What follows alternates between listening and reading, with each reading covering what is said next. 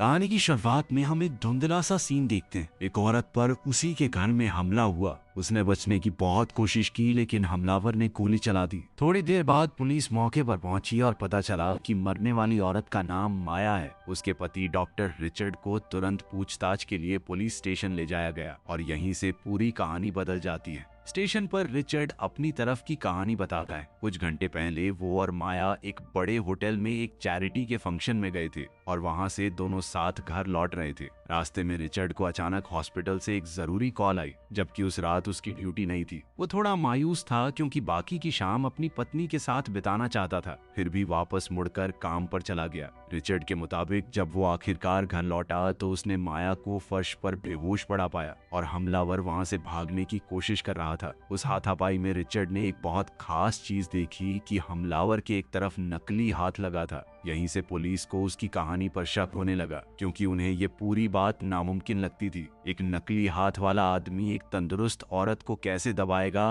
और फिर बिना किसी चोट या निशान के कैसे भाग जाएगा। बात तब और भी अजीब हो जाती है जब पुलिस को रिचर्ड के घर पर जबरदस्ती घुसने का कोई निशान नहीं मिलता। ना कोई टूटी खिड़की, ना कोई टूटा ताला। जो भी अंदर आया, अगर कोई आया भी तो या तो उसके पास चाबी थी या उसे अंदर बुलाया गया था। फिर मकसद का सवाल आता है, पर कुछ भी कीमती गायब नहीं था, इसलिए ये चोरी भी नहीं लगती। ऊपर से पुलिस को पता चलता है कि कुछ महीने पहले माया ने एक बड़ा इंश्योरेंस लिया था जिसकी रकम बहुत ज्यादा थी और इससे रिचर्ड पर शक और गहरा हो जाता है। आखिर में उन्हें कोई पक्का सबूत नहीं मिलता जो किसी और की तरफ इशारा करे और धीरे धीरे जांच तब तक सिमटती जाती है जब तक रिचर्ड ही उनकी नजरों में एकमात्र शक वाला आदमी नहीं बन जाता। जब मामला कोर्ट में गया तो सरकारी वकील ने एक बहुत ही अहम सबूत दिया जो जज और जूरी को यकीन दिलाने के लिए काफी था कि रिचर्ड ही कसूरवार है। मरने से पहले माया ने पुलिस को फोन करके बताने की कोशिश की थी कि कोई घर में घुस गया है, मुझे मारना चाहता है, और आखिर में उसने दम तोड़ने से पहले अपने पति का नाम लिया था। उसकी बात साफ नहीं थी, मतलब कुछ और भी हो सकता था, पर क्योंकि सब पहले से रिचर्ड पर शक कर रहे थे, उन बातों को उसके खिलाफ सबूत मान लिया गया और एक सोचे समझे खून का दोषी मानकर रिचर्ड को मौत की सजा सुना दी जाती है। अपनी फांसी का इंतजार करते हुए रिचर्ड को कई दूसरे कैदियों के साथ एक खास जेल में भेज दिया जाता है। रास्ते में जब कैदियों की बस एक जंगल वाले इलाके से गुजर रही थी, तभी एक कैदी अचानक हार्ट अटैक का नाटक करने लगता है, जबकि उसने एक मोजे के अंदर एक धारदार हथियार छुपा रखा था।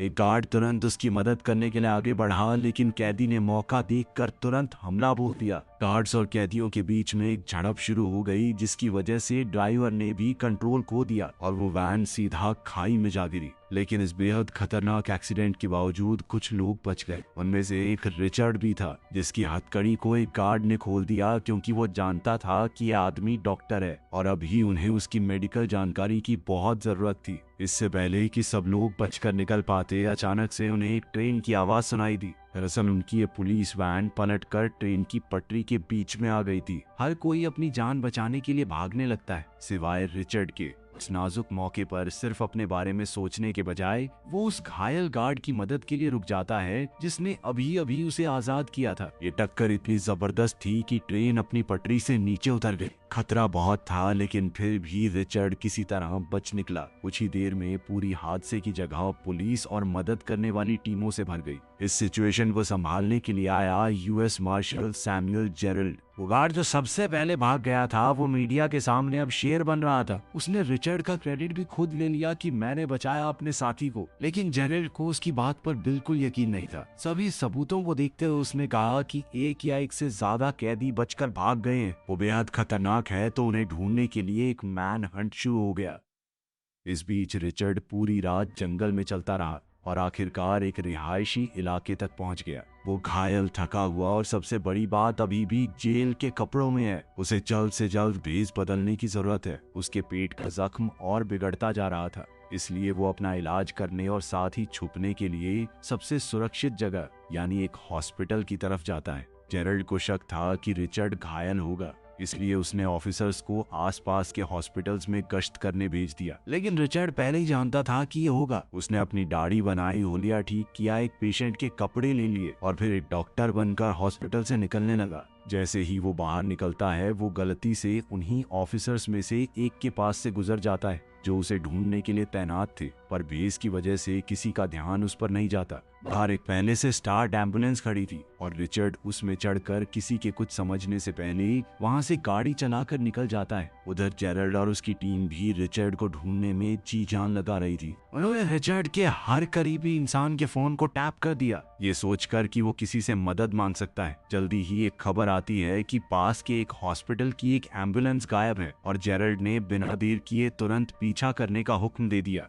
ज्यादा वक्त नहीं लगता कि वो चुराई हुई गाड़ी को देख लेते हैं और पुलिस रास्ते बंद करके उसके आगे गाड़ियां लगा देती है। रिचर्ड को आगे एक टनल दिखता है जो या तो एक जाल हो सकता था या उसका आखिरी मौका, क्योंकि टनल के दोनों सिरे पुलिस ने बंद कर रखे थे। कहीं जाने की जगह न होने पर घबराहट फैलने लगती है और तब है रिचर्ड को अचानक एक तरकीब सूझी। थोड़ी देर बाद ऑफिसर्स उस एम्बुलेंस तक पहुंचे। उन्होंने देखा कि ड्राइवर की सीट एकदम खाली है। जेरल्ड मौके को गौर से देखता है और जहां ज्यादातर ऑफिसर्स मान लेते हैं कि रिचर्ड पैदल खुले में भाग गया, कहीं जेरल्ड को एक चीज दिखती है जो बाकी सबसे छूट गई थी, पानी निकलने वाला एक नाला। वो तुरंत समझ गया कि रिचर्ड कहाँ गया है। भागते वक्त रिचर्ड ने अपना कोट दूसरी डायरेक्शन में फेंक दिया ताकि पुलिस भटक जाए, पर ये एक मामूली चाल थी और डिटेक्टिव जेरल्ड इसमें नहीं फंसता, क्योंकि वो पहले ही अपनी टीम को 2 हिस्सों में बांट चुका था। जिस नाले से रिचर्ड जा रहा था उसमें कई मोड़ थे और रास्ता उबड़ खाबड़ और फिसलन भरा था। उसे ढूंढते हुए रास्ते में जेरल्ड का पैर फिसल गया। गिरते हुए जेरल्ड के हाथ से उसकी बंदूक भी छूट गई जो तुरंत रिचर्ड ने उठा ली, पर उसे चलाने के बजाय वो भागने का फैसला करता है। उसके पास गोली चलाने का पूरा मौका था, फिर भी उसने ऐसा नहीं किया। अब जेरल्ड भी अपनी दूसरी बंदूक निकालकर उसका पीछा करने लगा। रिचर्ड तब तक भागा जब तक डेड एंड नहीं आ गया। वो फिर भी गोली नहीं चलाता क्योंकि अंदर से वो एक कातिल नहीं है। अब जब उसके पास कोई मौका नहीं बचा तो उसने डैम से नीचे छलांग लगा दी। ऊंचाई इतनी ज्यादा थी कि देखने वाला हर ऑफिसर मान लेता है कि वो मर गया। अगर इस मामले को कोई और संभाल रहा होता तो तलाश वहीं खत्म हो जाती, पर सारी उम्मीदों के खिलाफ रिचर्ड बच जाता है। ठंडा पानी, वो टक्कर और वो लंबी तैराकी उसे बुरी तरह कमजोर कर देती है और जब तक वो किनारे तक पहुंचता है वो बुरी तरह कांप रहा होता है। वो गर्म रहने के लिए पत्तों की एक ढेर में छुप गया। जैसे ही उसे नींद आने लगी, उस रात के खौफनाक मंजर ने उसे दोबारा जगा दिया। उसने सोच लिया कि वो अपनी पत्नी के कातिल को ढूंढ कर रहेगा और अपने नाम को साफ करेगा। उसने जेब में देखा तो एक पर्स मिला जिसमें इतने पैसे थे कि कुछ दिनों तक वो किसी होटल में तो रह ही सकता है। अब उसने अपने बालों में थोड़ा कलर लगा के हुलिया बदलने की कोशिश की। वो शहर से दूर नहीं, उल्टा शहर के अंदर की तरफ भागा। उसने सोच लिया था कि अपने नाम से एक कलंक मिटा कर रहेगा। इस बीच जेरल्ड रुकने का नाम नहीं लेता। छानबीन के दौरान उन्हें पता चला कि एक नहीं बल्कि 2 कैदी बचकर भाग गए थे। उन्होंने जल्द ही दूसरे कैदी की लोकेशन का पता लगा लिया और अगली सुबह जेरल्ड और उसकी टीम एक हमले की तैयारी करते हैं, लेकिन मौका देखकर दूसरे कैदी ने उसके एक आदमी को बंदी बना लिया। ज्यादातर मामलों में यहाँ एक बातचीत होती, लेकिन जेरल्ड ने तो सीधा गंजे की खोपड़ी खोल दी। इस बात से उसकी टीम खुश नहीं थी, लेकिन इससे पता चलता है कि जेरल्ड के काम करने का तरीका क्या है। वो एक ऐसा आदमी था जो अपने मिशन को पूरा करने के लिए कुछ भी कर सकता है, और ये बात रिचर्ड के लिए तो और खतरनाक थी। शहर में वापस रिचर्ड अपने पुराने वकील से संपर्क करता है, इस उम्मीद में कि शायद थोड़े पैसे या मदद मिल जाए, और वकील डर के मारे मना कर देता है। और वो छोटी सी बातचीत भी पुलिस को सतर्क करने के लिए काफी थी, जो कॉल सुन रही थी। कोई और रास्ता न होने पर रिचर्ड किसी ऐसे इंसान की तरफ जाता है जिस पर वो अभी भी भरोसा कर सकता था, यानी एक पुराना दोस्त और साथी डॉक्टर जिसका नाम चार्ल्स है। उनकी मुलाकात बहुत छोटी होती है, जिसमें रिचर्ड सिर्फ इतने पैसे मांगता है जिससे वो आगे बढ़ सके।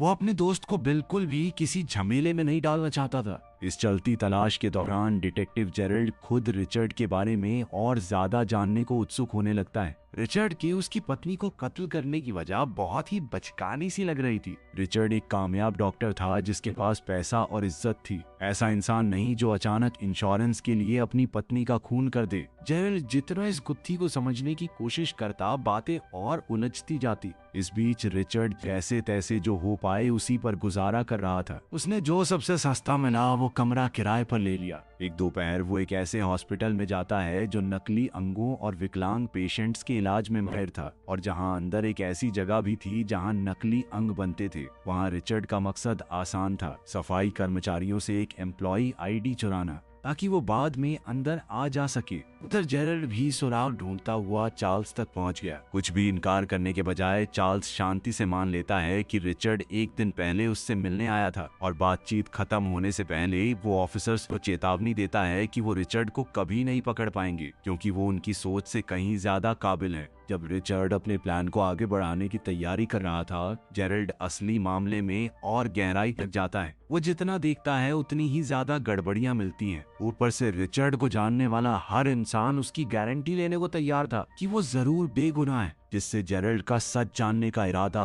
और बढ़ गया। अगली सुबह पुलिस उस घर पर आती है जहां रिचर्ड रुका हुआ था। बाहर आवाजें सुनकर वो जम जाता है, ये यकीन करके कि उन्होंने उसे ढूंढ लिया। पर खुशकिस्मती से ऑफिसर्स वहां एक बिल्कुल अलग गिरफ्तारी के लिए आए थे, क्योंकि वो मकान मालिक के बेटे को ड्रग के धंधे के शक में पकड़ने आए थे और रिचर्ड छुपा रहकर पकड़े जाने से बच जाता है। रात होते ही रिचर्ड ने अपने प्लान को अंजाम दिया और सफाई वाले की वर्दी पहनकर और चुराया हुआ आईडी इस्तेमाल करके बिना किसी शक के वापस हॉस्पिटल में घुस जाता है। उसका मकसद था शहर के उन आदमियों के रिकॉर्ड ढूंढना जिनके नकली हाथ थे। उस लिस्ट में तो बहुत ज्यादा नाम थे, लेकिन कातिल की कदकाठी और उम्र का हिसाब लगाते हुए उसने लिस्ट को थोड़ा नैरो डाउन कर लिया और आखिर में सिर्फ 5 लोग बचे। दूसरी तरफ उसके मकान मालिक का बेटा जो भी पुलिस स्टेशन बैठा था, उसने पोस्टर देखकर रिचर्ड को पहचान लिया और उसकी खबर कर दी। जेरल्ड बिना वक्त गवाए सीधे उस घर की तरफ निकल पड़ा। रिचर्ड अभी भी हॉस्पिटल के अंदर ही था जब अचानक बहुत सारे पेशेंट्स आने से अफरा तफरी मच जाती है। स्टाफ परेशान हो जाता है और एक डॉक्टर जल्दी से उससे एक छोटे पेशेंट को मूव करने में मदद मांगती है। रिचर्ड तुरंत इमरजेंसी के निशान पहचान लेता है और बिना झिझके मेडिकल नोट्स बदल देता है ताकि उस बच्चे को तुरंत सर्जरी में ले जाया जाए। पर उस छोटे से फैसले के नतीजे थे। वही डॉक्टर जिसने उससे मदद मांगी थी, कागजात में अचानक हुए बदलाव को देख लेती है और शक करने लगती है और बस इसी तरह रिचर्ड का भेस खुल जाता है। इस घटना के कुछ देर बाद ही जेरल्ड वहां पर पहुंचा, पर रिचर्ड तब तक जा चुका था। इस मोड़ पर जेरल्ड अब सिर्फ एक भगोड़े का पीछा नहीं कर रहा था, बल्कि ये समझने की कोशिश कर रहा था कि रिचर्ड आखिर चाहता क्या है। अगर रिचर्ड को सिर्फ आजादी चाहिए होती तो वो कहीं दूर दराज के गांव में चला जाता या देश छोड़कर भाग सकता था, पर इसके बजाय वो बार बार मामले से जुड़ी जगहों पर लौट रहा था। फिर जवाब और साफ हो जाता है, क्योंकि जेरल्ड को हॉस्पिटल का वो हिस्सा पता चलता है जो नकली अंग वाले पेशेंट्स के लिए था, और तभी सब कुछ समझ में आने लगता है कि रिचर्ड भाग नहीं रहा बल्कि छानबीन कर रहा था। हॉस्पिटल की फाइल्स के आधार पर शहर में सिर्फ 5 आदमी ऐसे थे जो कातिल के हुलिये से मिलते थे, और रिचर्ड एक एक करके हर एक तक पहुंचने लगता है। उनमें से एक तो पहले ही मर चुका था। लिस्ट में मौजूद दूसरा नाम अभी जेल में बंद था, जो रिचर्ड का अगला निशाना बनता है। मुश्किल ये थी कि पूरी जगह पुलिस से भरी हुई थी, फिर भी रिचर्ड किसी तरह चालाकी लगा के अंदर घुस ही जाता है। वो आखिरकार उस शक वाले आदमी तक पहुंचता है, पर तुरंत समझ जाता है कि ये गलत आदमी था। उसने बिना ज्यादा रिएक्ट किए वहां से ऐसे निकलने की कोशिश की मानो वो किसी गलत जगह पे आ गया हो। उसकी अचानक हरकत एक गार्ड का ध्यान खींच लेती है और फिर एक सीढ़ी से उतरते हुए रिचर्ड सीधे डिटेक्टिव जेरल्ड से टकरा जाता है और उसने बड़ी चालाकी से आगे मौजूद ऑफिसर से कह दिया कि लाल स्कार्फ पहने हुए पीछे एक आदमी आ रहा है, उसके हाथ में बंदूक है, वो मारना चाहता है मुझे। अब पुलिस वालों ने गलती से अपने ही ऑफिसर को पकड़ लिया,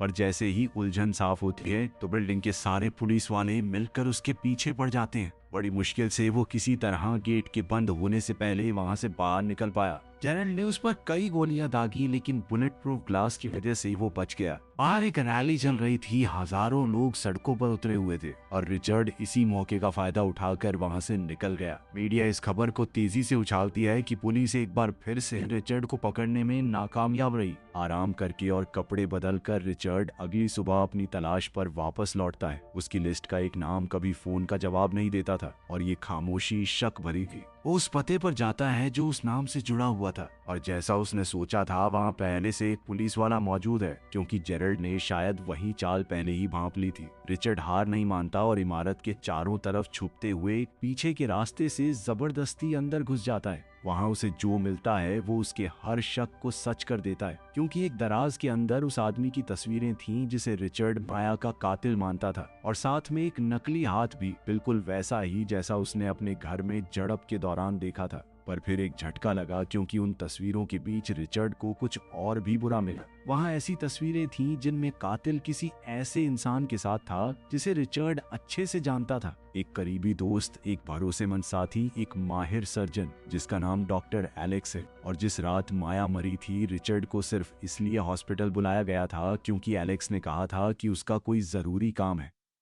अपने ऑफिस में वापस डिटेक्टिव जेरल्ड को अचानक एक फोन कॉल आती है। पहले तो सबको लगा कि ऐसे कोई पुलिस की फिरकी ले रहा है कि हाँ मैं रिचर्ड बोल रहा हूँ, लेकिन सच में रिचर्ड ही बोल रहा था। रिचर्ड शांति से बताता है कि उसने अपनी पत्नी के खून का मामला सुलझा लिया है। तुरंत पुलिस कॉल को ट्रेस करने लगती है, पर रिचर्ड जानबूझकर लाइन खुली रखता है क्योंकि वो चाहता था कि जेरल्ड मौके पर आए और सबूत अपनी आंखों से देखे। जब जेरल्ड पहुंचता है तो वो हर चीज को गौर से जांचता है। वहाँ तस्वीरें थीं, वो फोन जो रिचर्ड ने इस्तेमाल किया और ऐसे निशान जो साफ तौर पर इस घर को जांच से जोड़ते थे। पर तभी उस घर का मालिक अंदर आता है जिसका नाम साइक्स है, और ये वही आदमी था जिसे रिचर्ड माया का कातिल मानता था। पुलिस से घिरे होने के बावजूद साइक्स शांत और बेफिक्र पेश आता है। उसका लहजा, उसका बर्ताव, उसकी हर बात इस तरह की थी कि वो बेगुनाह लगे। ये पहली बार नहीं था जब उसका नाम इस खून से जुड़ा, क्योंकि 1 साल पहले पुलिस ने उससे सवाल किए थे। अब उसके एक दोस्त ने उसकी गारंटी ली कि हाँ ये मेरे ही साथ था जिस वक्त कत्ल हुआ।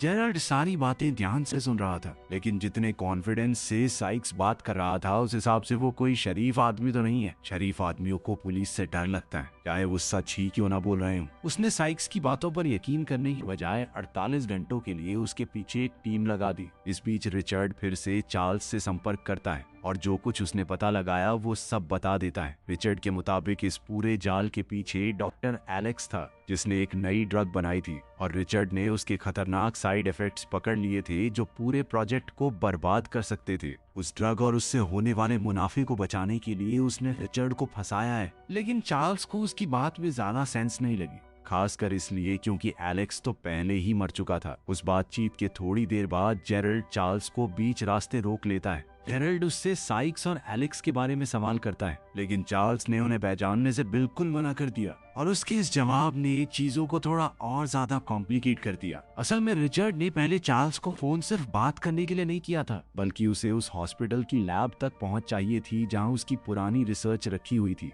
वो एक पुराना सैंपल निकालकर जांच के लिए एक भरोसेमंद साथी को देता है, और नतीजे उसके डर को सच कर देते हैं, क्योंकि उस सैंपल से छेड़छाड़ की गई थी। किसी ने उसे इस तरह बदल दिया था कि ये ड्रग पास हो जाए। एक पल के लिए रिचर्ड को यकीन हो जाता है कि एलेक्स ही इसका जिम्मेदार था, क्योंकि वो फॉर्मूला उसी का बनाया हुआ था। लेकिन फिर उसकी कलीग ने कहा कि ये नया सैंपल एलेक्स के मरने के बाद आया है, यानी किसी और ने वो बदलाव किया था, और ये किसी और ने नहीं बल्कि रिचर्ड के अपने अजीज दोस्त चार्ल्स ने किया है। डिटेक्टिव जेरल्ड अपनी खोज जारी रखता है और उसकी टीम आखिरकार सच के टुकड़ों को जोड़ लेती है। सबसे पहले उन्हें पता चला कि जिस आदमी को वो सोच रहे थे कि इसने कुछ कांड किया होगा, यानी कि एलेक्स, वो तो मर चुका है, लेकिन वो चार्ल्स का बेहद करीबी था। तो अब सवाल ये है कि चार्ल्स ने मना क्यों किया पहले कि मैं तो इसे जानता ही नहीं। वो जितना गहराई में जाते हैं उतनी ही ज्यादा गड़बड़ियां सामने आती हैं। एलेक्स की मौत से जुड़े कागजात शक खड़े करते हैं, और फिर सबसे बड़ी कामयाबी तब मिलती है जब जेरल्ड का एक ऑफिसर रिचर्ड के पुराने फोन रिकॉर्ड निकाल लेता है। जिस रात माया का खून हुआ था उस रात किसी ने रिचर्ड की कार के फोन से साइक्स को संपर्क किया था, जबकि रिचर्ड कभी साइक्स से मिला तक नहीं था, यानी किसी ने उसके अपने ही फोन से कातिल तक पहुंचकर उसे फंसाया।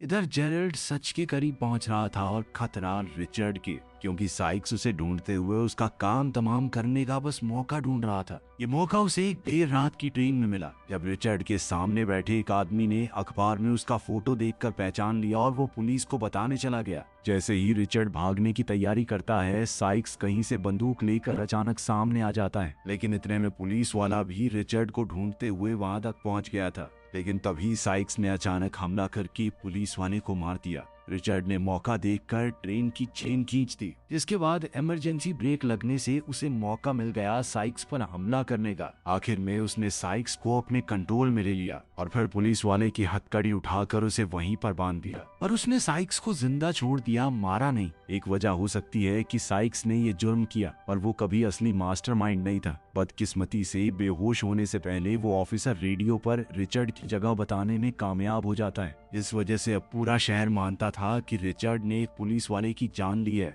उस रात रिचर्ड एक बड़े होटल जाता है जहां चार्ल्स एक मेडिकल कॉन्फ्रेंस में बोलने वाला था। जैसे ही रिचर्ड अंदर घुसा, पुलिस ने चारों तरफ से उस बिल्डिंग को घेर लिया। अब वो लोग उसे मार गिराने की पूरी तैयारी कर चुके थे। पता चलता है कि उस ड्रग का पेटेंट चार्ल्स के पास था जो एलेक्स ने बनाई थी, और उसके साइड इफेक्ट्स को सबके सामने लाना उस कंपनी को बर्बाद कर देता। इसलिए अपनी कमाई बचाने के लिए चार्ल्स ने माया के खून की साजिश रची और ये पक्का किया कि सारा इल्जाम रिचर्ड पर आए। जब उसका सामना होता है तो चार्ल्स शांत, बेफिक्र और बेपरवाह पेश आता है। उसने कहा कि भाई अगर कोई बात है तो आजा ना, बात करते हैं। और तभी अचानक उसने पीछे से रिचर्ड के ऊपर हमला कर दिया। उन दोनों के बीच जबरदस्त लड़ाई शुरू हो गई और आखिरकार रिचर्ड ने चार्ल्स को पकड़ लिया कि पुलिस को सच बता। इससे पहले कि ये टकराव खत्म हो, खिड़की के बाहर एक पुलिस हेलीकॉप्टर आ जाता है और चूंकि रिचर्ड सरकारी तौर पर एक भगोड़ा था, ऑफिसर्स गोली चलाने के लिए तैयार थे। पर जेरल्ड ठीक समय पर मौके पर पहुंचता है और उन्हें रुकने और हेलीकॉप्टर को वापस बुलाने का हुक्म देता है। रिचर्ड तुरंत उसके पीछे भागा और फिर दोनों छत के कांच वाले एरिया से नीचे आ गिरे।